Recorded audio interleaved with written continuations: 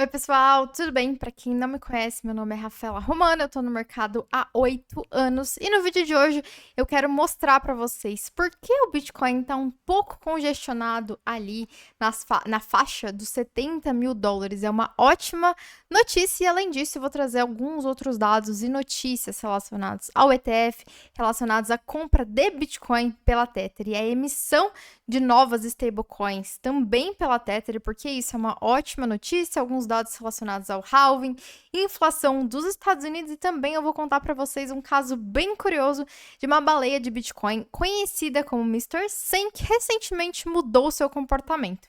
Então vai ser vários dados bem interessantes, mas antes, claro, eu peço que, por favor, caso você ainda não seja inscrito no canal, por favor, se inscreva, deixe o seu like, ative também o sininho para receber todos os vídeos e depois deixe seus comentários sobre esses dados, se você sabia de todos eles, qual você achou mais interessante e qual é a sua interpretação também em relação a eles. Sem grandes enrolações, bora pro vídeo e pros dados. Primeiro, como eu comentei com vocês, eu quero mostrar, o objetivo do vídeo de hoje é explicar para vocês por que eu acho que o Bitcoin está basicamente congestionado, né, há 17 dias entre essa faixa que vai de 71 mil dólares até 61 mil dólares é uma coisa boa. Então a gente vai voltar um pouquinho no gráfico, principalmente nos períodos relacionados aos halvings anteriores, para entender por que isso é uma ótima notícia na minha perspectiva. Mas antes eu quero mostrar alguns dados de conjuntura, né? Alguns dados que mostram o que está acontecendo no ecossistema. Primeiro, em relação aos ETFs, acho que vale a pena salientar alguns números gerais, né? Somando os novos ETFs, tirando especificamente a Grayscale, eles já compraram, né, o equivalente a 500 mil bitcoins, aproximadamente 35 bilhões de dólares em 54 dias, o que é um dado, assim, realmente relevante e surpreendente. Para mim, para você, pro Larry Fink, para todos os analistas de ETF, né? Não achei ainda alguém que diz, caramba, tava esperando exatamente isso. Todos nós estávamos muito positivos em relação ao ETF, mas os dados surpreenderam bastante. O que é interessante, inclusive, olhar. Quando a gente considera todos os dados desde 11 de janeiro de 2024, ó, aqui, a BlackRock, por exemplo, ela só teve dias de compra, né? O que significa? Acho que é importante dizer, né? O que significa o vermelhinho? O vermelhinho significa quando teve mais vendas do que compra no dia, né? Então, digamos que tem uma saída. Quando é saída, fica aqui em vermelho. Considerando todos os novos ETFs, tá? Tirando a Grayscale, que já tinha antes da aprovação dos ETFs, nós só tivemos o ETF da Invesco, da VanEck e da Windows Tree com dias negativos. Por exemplo, a BlackRock especificamente não teve nenhum dia negativo. Então, completamente positivo, completamente positivo, completamente positivo, completamente positivo. E das que tiveram dias negativos é bem pouco, né? A Windows Tree, por exemplo, teve um dia.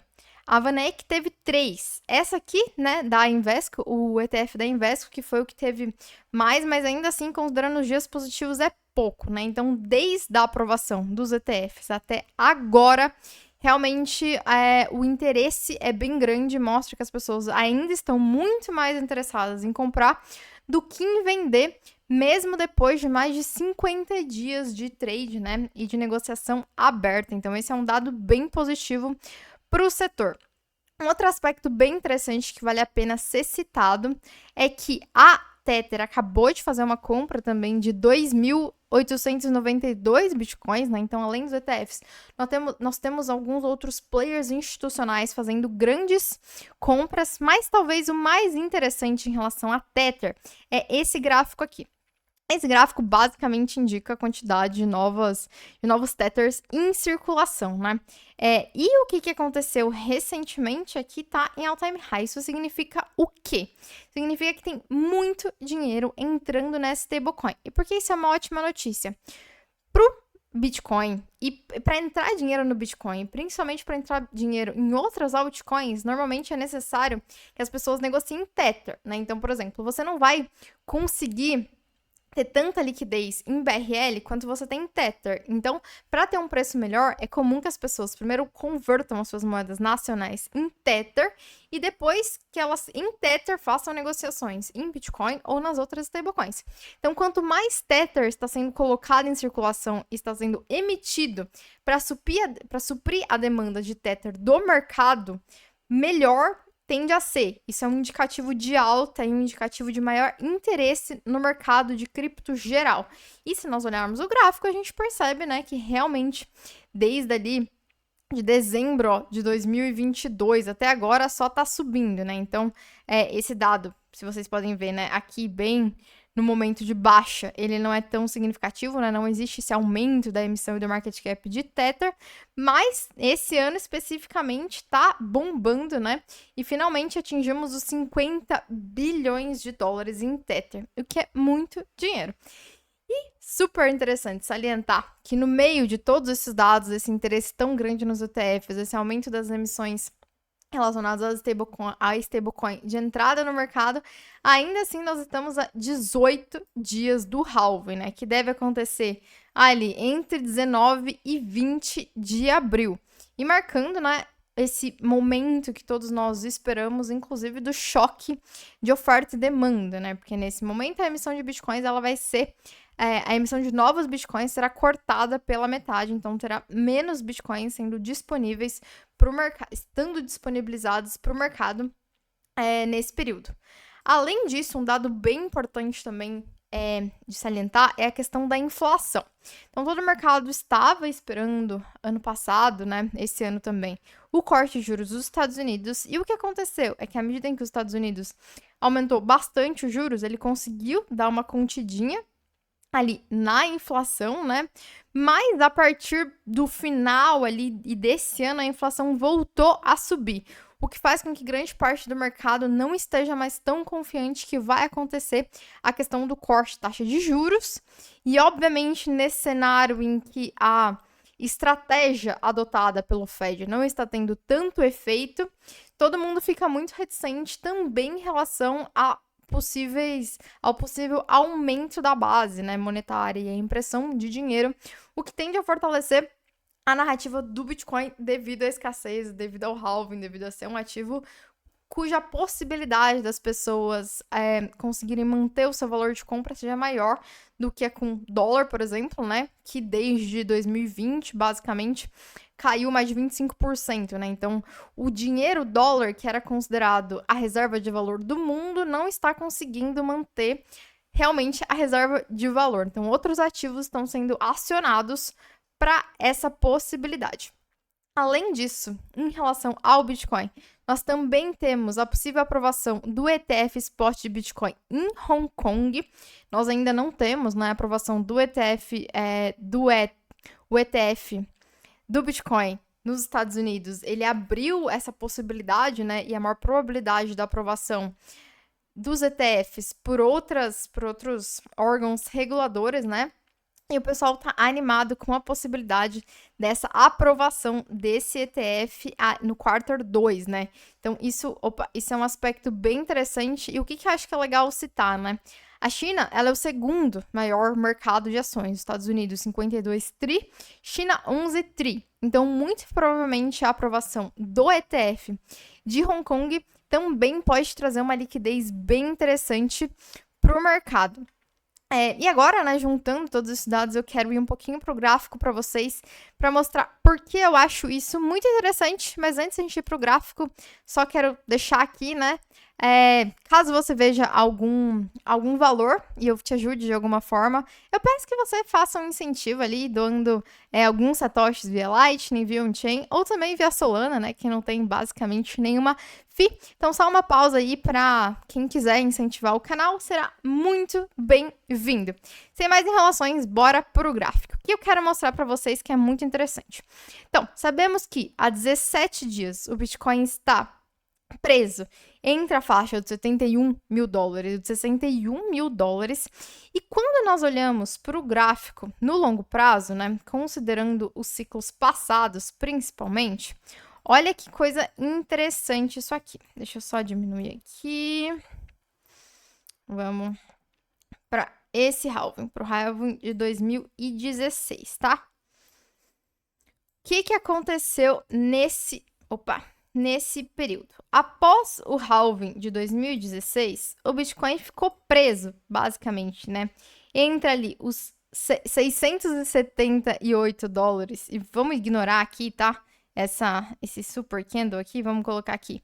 Entre os 680 e os 570 dólares por, basicamente, quantos dias aqui? Vamos ver.